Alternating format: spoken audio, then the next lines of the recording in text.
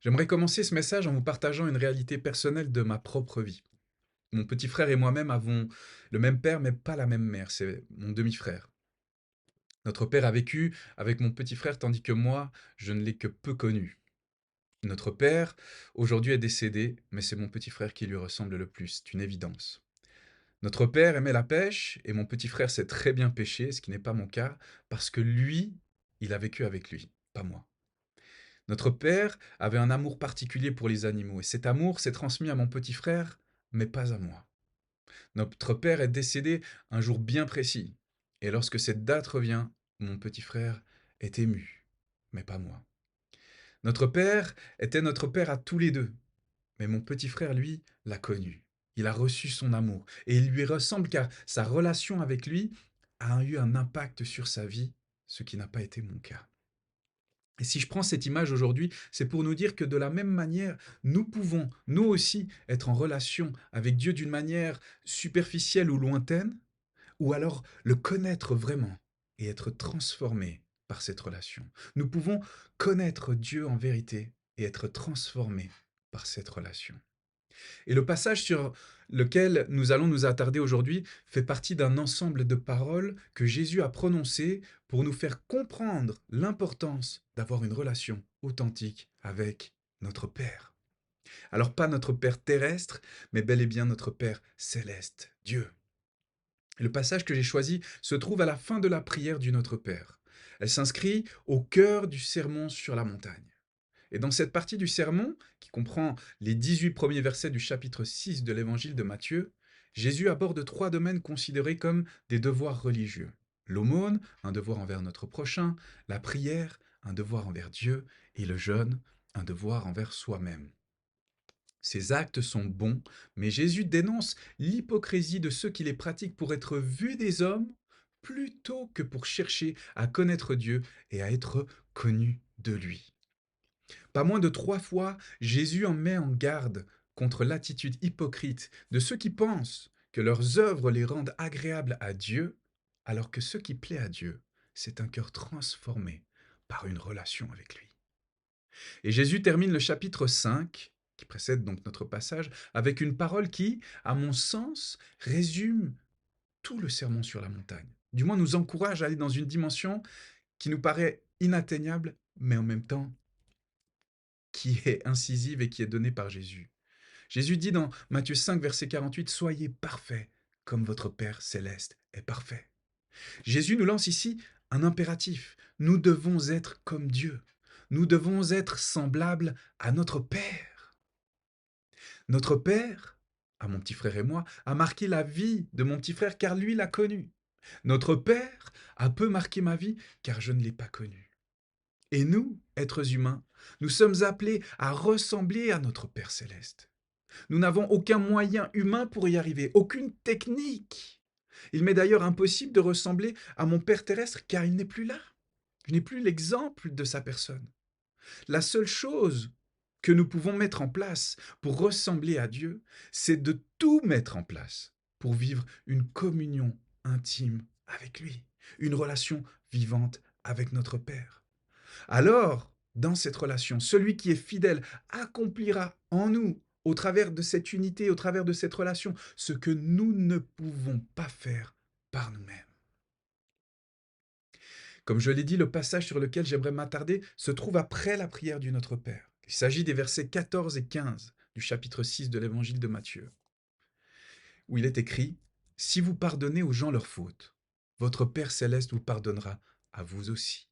Mais si vous ne pardonnez pas aux gens, votre Père ne vous pardonnera pas non plus vos fautes. » Ces deux versets sont en quelque sorte un commentaire du verset 12 qui nous dit remets-nous nos dettes, comme nous aussi nous l'avons fait pour nos débiteurs. Ou d'une autre manière, dans une autre traduction, pardonne-nous nos offenses, comme nous aussi nous pardonnons à ceux qui nous ont offensés. Des versets qui nous parlent donc de pardon, et qui, bien que hors de la prière de Jésus, y sont pleinement liés. Et c'est pour cette raison que j'ai intitulé ce message « Notre Père qui nous a pardonné ». Notre Père qui nous a pardonné.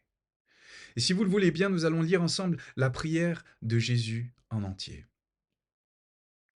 Voici donc comment vous devez prier. Notre Père qui est dans les cieux, que ton nom soit reconnu pour sacré. Que ton règne vienne, que ta volonté advienne sur la terre comme au ciel. Donne-nous aujourd'hui notre pain pour ce jour. Remets-nous nos dettes, comme nous aussi nous l'avons fait pour nos débiteurs. Ne nous fais pas entrer dans l'épreuve, mais délivre-nous du mauvais. Si vous pardonnez aux gens leurs fautes, votre Père céleste vous pardonnera à vous aussi. Mais si vous ne pardonnez pas aux gens, votre Père ne vous pardonnera pas non plus vos fautes. Alors ce matin, je ne pourrai pas revenir sur tous les aspects de cette prière. Et je nous encourage à prier cette prière, véritablement, à nous y engager, à creuser toujours plus cette prière de Jésus. Mais ce qui est interpellant, c'est de voir que Jésus prend la peine de commenter uniquement un seul aspect de cette prière. Et cet aspect, c'est celui du pardon, du verset 12. Et en méditant donc sur ce passage, dans son contexte, je crois que l'on pourrait résumer son sens de cette manière. Le pardon n'est pas le résultat d'une rigueur moraliste, le pardon est le fruit de la connaissance du Père. Le pardon n'est pas le résultat d'une rigueur moraliste, le pardon est le fruit de la connaissance du Père. Ce matin, si vous le voulez bien, nous allons remonter ces versets en 3 étapes, comme l'ascension de la montagne sur laquelle Jésus est en train de prêcher. Nous allons partir du verset 15 qui est tout en bas de la montagne et qui nous montre notre état, pour que nous puissions voir premièrement notre incapacité à pardonner. Puis nous allons nous arrêter au verset 14 qui nous montre notre devoir de pardonner. Et nous terminerons notre ascension au verset 12 pour réaliser finalement notre besoin d'être pardonné, notre incapacité à pardonner, notre devoir de pardonner, notre besoin d'être pardonné. Alors commençons donc avec le verset 15, notre incapacité à pardonner. Nous voilà tout en bas de la montagne, loin de Dieu, loin de connaître notre Père qui est dans les cieux. Il fait froid et sombre, l'air est lourd, chargé d'amertume et de douleur. Nous sommes face à la réalité brute de notre humanité. Nous faisons face à nos limites, à notre incapacité d'aller plus loin. La pente est raide et nos forces nous abandonnent. Ici-bas, nous sommes enfermés dans la prison du non-pardon, car l'homme, par lui-même, est incapable de pardonner. Nous devons faire face à la vérité. L'être humain déchu, séparé de Dieu, n'a en lui aucune possibilité de pardonner. Nous, les offensés, sommes meurtris par les offenses des offenseurs, eux-mêmes brisés par leurs propres blessures. La chaîne est sans fin, nous devenons rancuniers, nous voulons que justice soit faite à notre manière, nous exigeons vengeance. Justice! Crie la victime, et il abat son offenseur d'une balle en pleine tête. Voilà la justice de l'homme, et le sang coule. Au loin, en haut de la montagne, une voix se fait entendre. Elle dit, « Si vous ne pardonnez pas aux gens, votre Père ne vous pardonnera pas non plus vos fautes. » Pardonnez, s'écrie la victime. Nous ne voulons pas de pardon, nous voulons que justice soit faite. Cet homme méritait son sort, sa mort n'est que justice. Comment pardonner un homme qui a tué une famille entière, qui a violé les jeunes filles et leurs mères? Il méritait de mourir, ce n'est que justice. Et qui est donc ce Père? Qui est donc ce Dieu lointain qui laisse de si terribles actes se produire? Nous ne le connaissons pas et nous ne voulons pas le connaître. Tout ce que nous voulons, c'est que justice soit faite. Si vous ne pardonnez pas aux gens, votre Père ne vous pardonnera pas non plus vos fautes.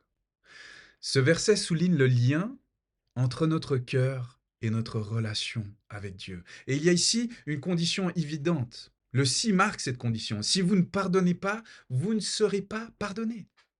Je reviendrai plus tard sur ce qu'est le pardon, mais le sens premier de pardonner, c'est de relâcher, de libérer, de sauver. Et j'ai parfois entendu, et je l'ai moi-même interprété rapidement ce verset en disant, si vous ne pardonnez pas aux gens, Dieu ne vous pardonnera pas.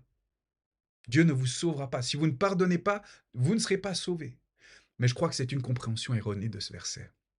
Le salut, on le sait tous très bien, ne s'obtient par aucune œuvre, par aucun mérite. Nous sommes sauvés par la foi seule. Et ce n'est pas parce que nous pardonnons que Dieu nous pardonnera. Je crois plutôt que ce verset nous dit ceci. Si vous ne pardonnez pas aux gens, c'est que vous n'avez pas été sauvé. Si vous n'êtes pas capable de pardonner, c'est parce que vous ne connaissez pas Dieu. C'est parce que vous n'avez vous-même pas expérimenté, pas connu le pardon de Dieu. C'est que vous-même, vous ne vivez pas cette relation avec celui qui est l'auteur du pardon. Comment pouvons-nous espérer faire comme Dieu fait sans Dieu? Si nous ne connaissons pas Dieu, qui est la source du pardon, nous ne pourrons pas pardonner. Si nous ne connaissons pas Dieu, qui est la source du salut, nous ne pourrons pas être sauvés. Dieu seul pardonne, Dieu seul sauve. Et sans avoir expérimenté cette puissance du pardon, cette puissance du salut, je suis incapable d'agir de même. Et ce n'est que parce que Dieu a choisi de pardonner en Jésus-Christ que nous pouvons, à notre tour, pardonner. Ce n'est que parce que Dieu a choisi de sauver en Jésus que nous pouvons être sauvés. Nous ne pouvons pas pardonner par nous-mêmes, tout comme nous ne pouvons pas nous sauver nous-mêmes. Sans le Père, pas de pardon. Sans Dieu, pas de salut. Je crois que la réalité est limpide et claire. Et la question qui se pose à nous, c'est de dire, est-ce que Dieu est notre Père? Est-ce que Dieu est l'exemple de notre vie? Est-ce que Dieu est celui avec qui nous nous réjouissons de passer du temps? Est-ce que Dieu est vraiment celui de qui nous recevons toute notre subsistance, notre pain quotidien? Le but justement de la prière du Notre Père est de nous aider à nous positionner au bon endroit. Le but de cette prière est de reconnaître le nom de Dieu comme saint, comme sacré, de reconnaître Dieu comme notre autorité et de désirer que sa volonté à lui soit faite dans nos vies. Mais l'humanité tout entière a rejeté Dieu. Elle a choisi de redéfinir le sens du sacré. L'humanité s'est choisie des rois selon son cœur déchu. L'humanité a décidé de faire sa volonté à elle plutôt que celle de Dieu. L'humanité n'a plus de repères parce qu'elle n'a plus de père. Voilà pourquoi l'humanité est incapable de pardonner. Incapable de pardonner. Ceux qui ne connaissent pas Dieu ne peuvent pas pardonner. Et au contraire, ils reprochent à Dieu le résultat du chaos qui les accable, qui est le résultat lui-même de leur propre déchéance. Et ils disent, où était ton Dieu quand ma fille a été abusée? Où était ton Dieu quand ma mère a été abattue, elle qui était une si gentille femme? Où était ton Dieu quand la souffrance s'est abattue sur moi? Ceux qui ne connaissent pas Dieu ne peuvent pas pardonner. Au contraire, l'amertume remplit leur cœur et la soif de vengeance ne cesse de croître. Oui, Dieu est l'auteur du pardon, et sans lui, nous ne pouvons pas pardonner. Hors de lui, nous ne pouvons rien faire. Si vous n'êtes pas capable de pardonner, si nous ne sommes pas capables de pardonner, c'est que nous ne connaissons pas Dieu. C'est que vous n'entretenez pas une relation vivante avec celui qui est l'auteur du pardon. Vous ne vivez pas sous l'autorité de celui qui a déclaré que le pardon était nécessaire. Refuser de pardonner, c'est refuser d'être pardonné. Et cela démontre que nous ne sommes pas sauvés. Si vous ne pardonnez pas, c'est que vous ne connaissez pas Dieu, qui est la source même de cette grâce, de ce pardon. Mais alors, vous me direz peut-être comment sortir de cette impasse? Comment escalader cette montagne du pardon qui nous semble impossible à gravir? Eh bien, il nous faut nous approcher de Dieu. Il nous faut nous approcher de lui, chercher à le connaître, chercher à l'appeler notre Père. Continuons notre ascension avec le verset 14, notre deuxième point, et notre devoir de pardonner. Un vent se lève, une brise légère caresse le visage des hommes en colère. Elle monte doucement, apportant avec elle une parole qui trouble et dérange. Aimez vos ennemis, bénissez ceux qui vous maudissent, faites du bien à ceux qui vous haïssent. Les hommes se figent, un murmure d'indignation s'élève. C'est insensé, on ne peut pas pardonner l'impardonnable. Mais la voix continue. Si vous pardonnez aux gens leurs fautes, votre Père céleste vous pardonnera à vous aussi. Certains baissent la tête, troublés. D'autres secouent la tête avec colère. Il est facile de parler quand on n'a pas souffert. Et pourtant l'homme offensé, devenu offenseur, s'avance. Ses vêtements sont tachés du sang de sa famille massacrée, mais son regard est rempli d'un feu étrange. Il lève les yeux vers la montagne et d'une voix brisée, il murmure « Seigneur, je ne peux pas. Je ne peux pas, mais apprends-moi à pardonner. Et alors là, quelque chose change. Une lumière timide perce l'obscurité. Un premier pas est fait vers la montagne. Si vous pardonnez aux gens leurs fautes, votre Père céleste vous pardonnera à vous aussi. Encore une fois, ce qui est dit ici ne signifie pas que nous devons d'abord pardonner pour mériter le pardon de Dieu, non. Mais l'insistance sur ce point nous montre que le pardon n'est pas une option. Le pardon n'est pas une option. Le pardon n'est pas une alternative. Si Dieu pardonne, qui sommes-nous pour refuser de pardonner? Et le prophète Michée en parle d'une manière saisissante, et j'aime cette parole. Michée 7, versets 18 à 19 nous dit: quel Dieu est semblable à toi?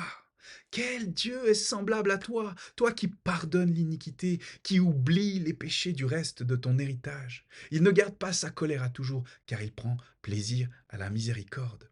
Quel Dieu est semblable à notre Dieu, mes amis, qui pardonne. Il n'existe pas d'autre Dieu qui cherche à pardonner. Aucun autre Dieu ne cherche à oublier les péchés de l'humanité pour les sauver. Notre Dieu est un Dieu de pardon. Et comme dit dans notre point précédent, ceux qui refusent de pardonner sont ceux qui ne connaissent pas et ne veulent pas connaître Dieu. Et j'ose le dire, ceux qui font du pardon une option se positionnent en ennemis de Dieu.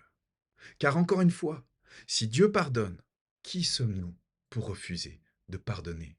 Le pardon n'est pas un sentiment, le pardon est un choix, le pardon est un acte d'obéissance.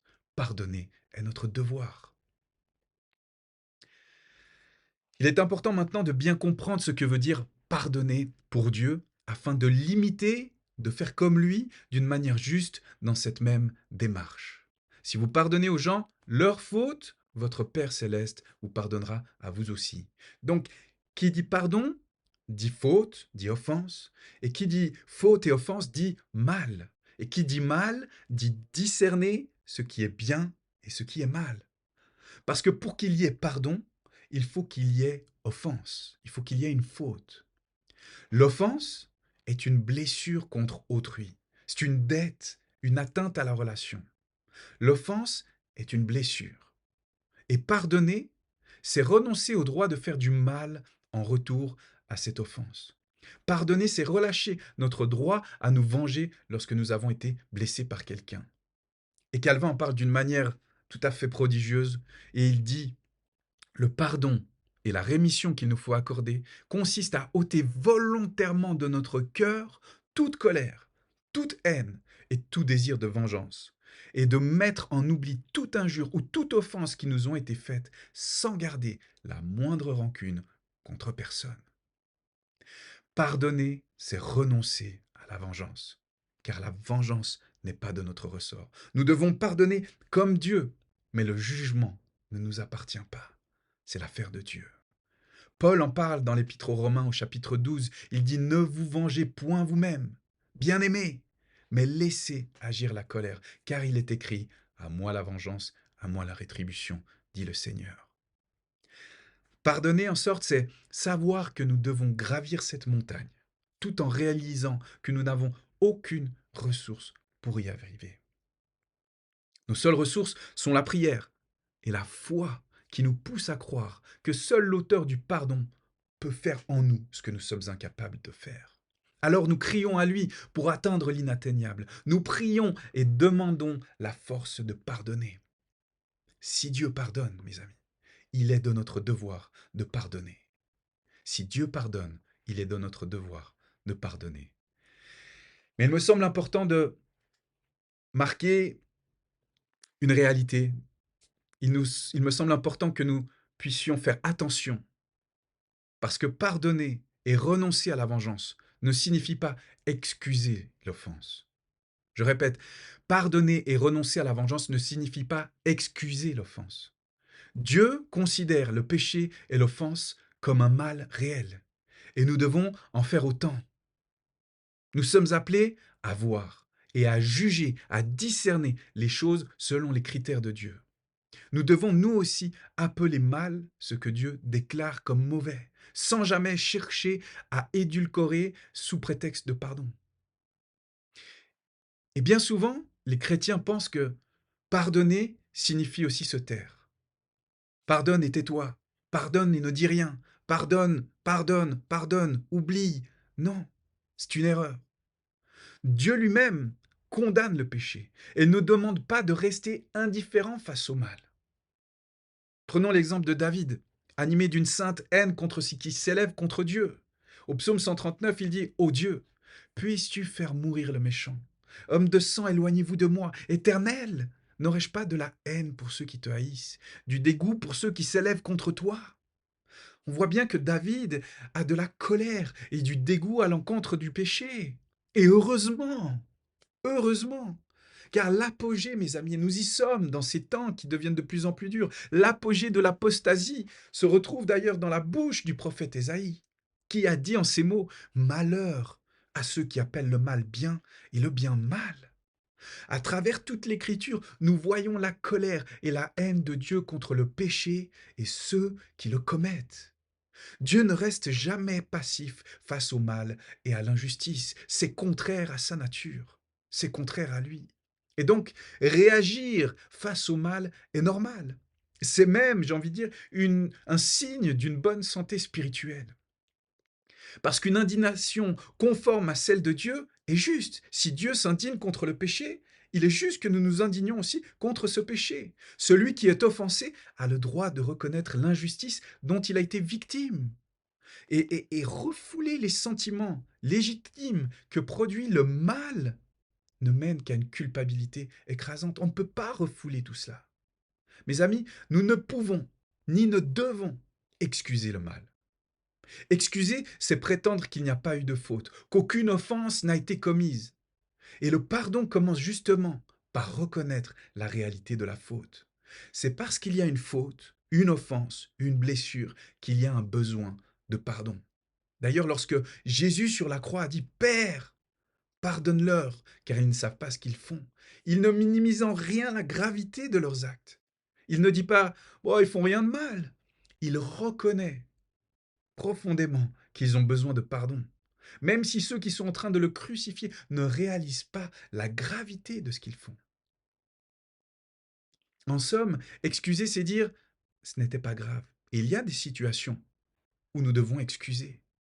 Mais pardonner, c'est dire: c'était grave, mais je ne t'en tiens plus rigueur. Pardonner, c'est dire: c'était grave, mais je ne t'en tiens plus rigueur. Nous devons condamner le mal, mais le pardon doit toujours en être l'aboutissement. Si Dieu pardonne, alors nous aussi, nous sommes appelés à pardonner. Pardonner est le résultat de notre connaissance du Père, le résultat de cette intimité avec notre Père. Car si Dieu pardonne et que je vis avec lui dans un désir d'être comme lui, soyez parfait comme votre Père céleste est parfait, alors je réaliserai bien vite que le pardon n'est pas une option. Pardonner est notre devoir. Et je vous encourage à prendre un temps de réflexion. Qui dans votre vie vous avez besoin de pardonner? À qui, contre qui est-ce que vous tenez encore rigueur?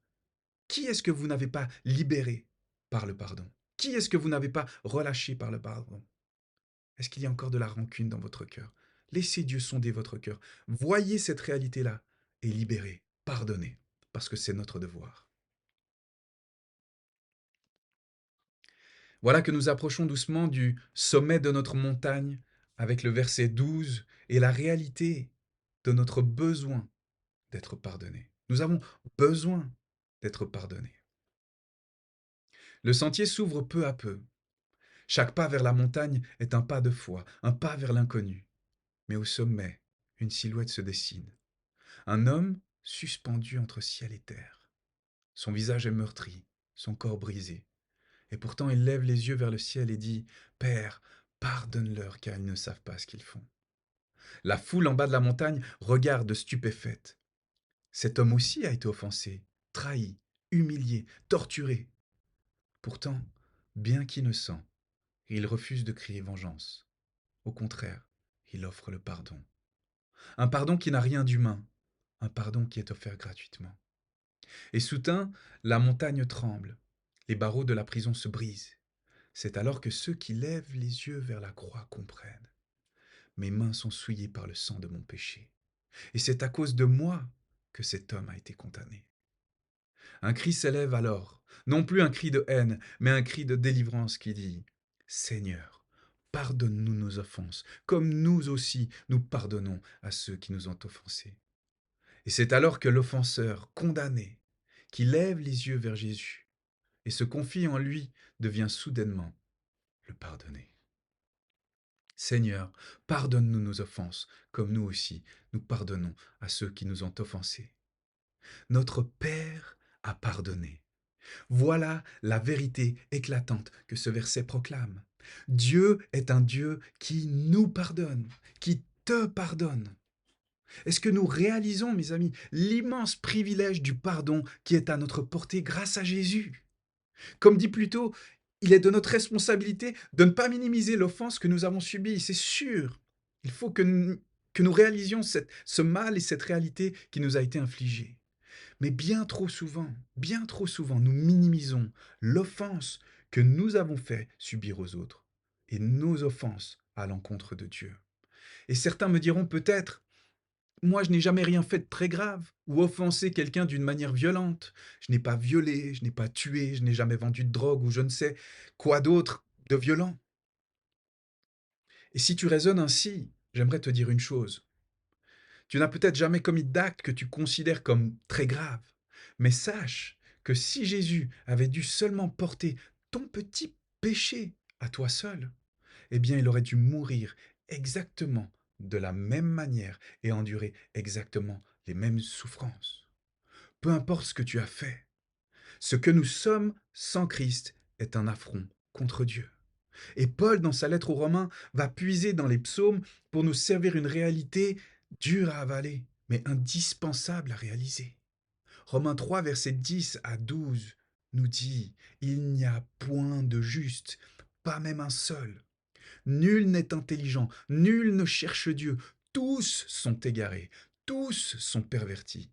Il n'en est aucun qui fasse le bien, pas même un seul.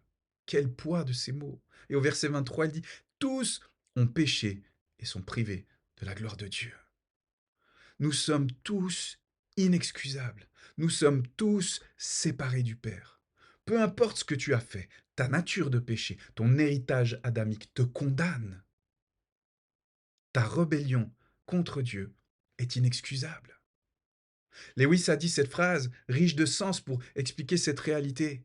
Être chrétien signifie pardonner même ce qui est inexcusable, parce que Dieu a pardonné l'inexcusable en vous. Dieu a pardonné l'inexcusable en vous. Nous sommes inexcusables et nous avons tous absolument besoin d'être pardonnés. Nous avons tous absolument besoin d'être pardonnés et d'expérimenter ce pardon. Alors, es-tu prêt à pardonner l'inexcusable? Es-tu prêt à pardonner ce qui est grave, comme Dieu a pardonné ce qui était terriblement grave? Vous savez, je crois qu'il est important de se poser des questions quand on parle du pardon, et c'est un sujet qui est bien vaste. Mais vous savez quel est le plus grand obstacle au pardon?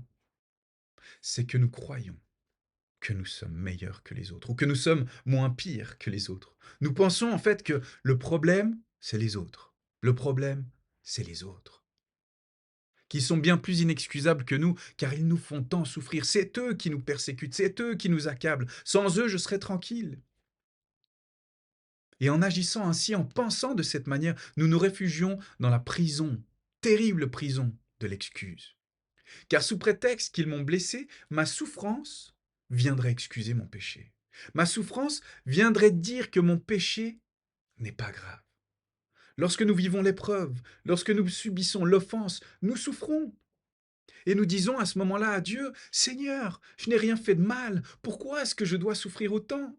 Qu'est-ce que j'ai fait pour mériter ça? Sproul a dit une chose saisissante à ce sujet. Pourquoi est-ce que les bonnes personnes doivent souffrir? Cela n'est arrivé qu'une fois, et il s'est porté volontaire. Jésus est le seul qui ait été bon et sans reproche. Il a été le seul qui aurait pu se plaindre de sa souffrance. Mais il ne s'est jamais plaint, car il s'est porté volontaire pour porter notre souffrance, pour porter notre péché. La souffrance que tu subis ne peut aucunement être un refuge pour le non-pardon. La souffrance que tu subis n'excuse aucunement ton propre péché. Seigneur, pardonne-nous nos offenses, comme nous aussi nous pardonnons à ceux qui nous ont offensés. Sommes-nous Sommes-nous suffisamment conscients de l'ampleur de notre dette devant Dieu? Car ce n'est qu'en reconnaissant notre propre besoin de pardon que nous pouvons expérimenter le vrai pardon et le donner gratuitement, l'offrir, le libérer à ceux qui nous entourent et qui nous offensent. Avons-nous véritablement rencontré le Père et réalisé l'état de notre cœur sans Christ? Sommes-nous capables de confesser nos erreurs, d'admettre notre faute pour recevoir ce pardon, vivre ce pardon entre nous et Dieu, premièrement? Voyons-nous notre indispensable besoin d'être pardonnés? Est-ce que nous voyons notre cœur tortueux? Et si ce n'est pas le cas, j'aimerais vous encourager. Il y a un besoin urgent de demander à Dieu cette révélation. Que Dieu nous révèle, que Dieu nous ouvre les yeux. Et Jacques nous encourage à faire cette démarche. Jacques 4, verset 8 nous dit: approchez-vous de Dieu et il s'approchera de vous. Approchez-vous de Dieu et il s'approchera de vous. Cherchez à connaître votre Père et il se fera connaître à vous. Nettoyez vos mains, pécheurs. Purifiez vos cœurs, hommes irrésolus. Ce n'est que de cette manière-là que vous serez purifiés. Si vous vous approchez de Dieu, il s'approchera de vous et c'est alors que vos cœurs seront purifiés. C'est alors que l'abondance de la vie coulera en vous. L'abondance du pardon sera libérée en vous. J'en arrive à ma conclusion. Et pour nous, j'aimerais nous poser cette question ce matin. Comme je l'ai dit en début de partage, est-ce que nous connaissons notre Père? Est-ce que vous connaissez votre Père? Parce que, et j'aimerais le redire, je pense que c'est important, si vous n'êtes pas capable de pardonner, c'est que vous ne connaissez pas Dieu ou que vous ne le connaissez encore que trop peu. Jean le dit dans sa lettre, 1 Jean 4, verset 8, « Celui qui n'aime pas n'a pas connu Dieu, car Dieu est amour. » Et je transforme, mais c'est ce que nous lisons dans la suite des versets, je vous encourage à lire ces paroles. Nous pouvons le transformer en le disant ainsi, « Celui qui ne pardonne pas n'a pas connu Dieu, car Dieu est pardon. » Dieu est pardon. Et si vous êtes dans cet état aujourd'hui, j'aimerais vous encourager. Cherchez à connaître votre Père, parce qu'il est vivant. Mon Père terrestre est décédé, mais notre Père céleste est vivant, et nous pouvons passer du temps avec lui. Nous pouvons le connaître. Et c'est en vous approchant de lui et en vivant une communion vivante avec lui que vous lui ressemblerez. Le pardon n'est pas le résultat d'une rigueur moraliste. Le pardon est le fruit de la connaissance du Père. Le pardon naît de la connaissance du Père, car il est la source du pardon. Quand nos yeux s'ouvrent et que nous reconnaissons Dieu comme le Père, la véritable transformation commence. Nous contemplons sa sainteté et soudain, l'ampleur de notre propre souillure vient nous frapper. Nous discernons l'état réel de notre cœur. Nous percevons en nous cet orgueil insidieux qui se dresse contre notre Père. Et nous tombons alors à genoux. Et c'est la meilleure chose qui puisse nous arriver. Et c'est ce que je nous souhaite à tous. Prenons conscience de la place infime que Dieu occupe encore dans nos vies. Nous réalisons combien nous nous obstinons à marcher selon notre propre volonté plutôt que selon la sienne. Et soudain, le péché de ceux qui nous ont blessés nous apparaît bien petit. Lorsque nous voyons cette réalité dans nos propres cœurs, nous voyons l'affront immense que nous portons nous-mêmes devant Dieu. Alors, levant les yeux vers le Père, nous ne pouvons que nous prosterner et implorer son pardon. Et c'est dans cette expérience profonde du pardon divin que nous trouvons enfin la force de pardonner à notre tour, à ceux qui nous ont offensés et à ceux qui nous offenseront encore. Et comme la prière de Jésus nous y encourage, j'aimerais vous encourager à concrètement prier et bénir ceux qui vous ont blessés et à rechercher, dans la mesure du possible, la réconciliation avec vos offenseurs. Dieu nous a pardonnés en Christ. Il n'a ni minimisé ni excusé notre péché. Il a pleinement reconnu et en a payé le prix fort, dans toute son horreur, à la croix. Notre Père qui nous a pardonnés, comment pourrais-je te résister en refusant à mon tour de pardonner? Amen.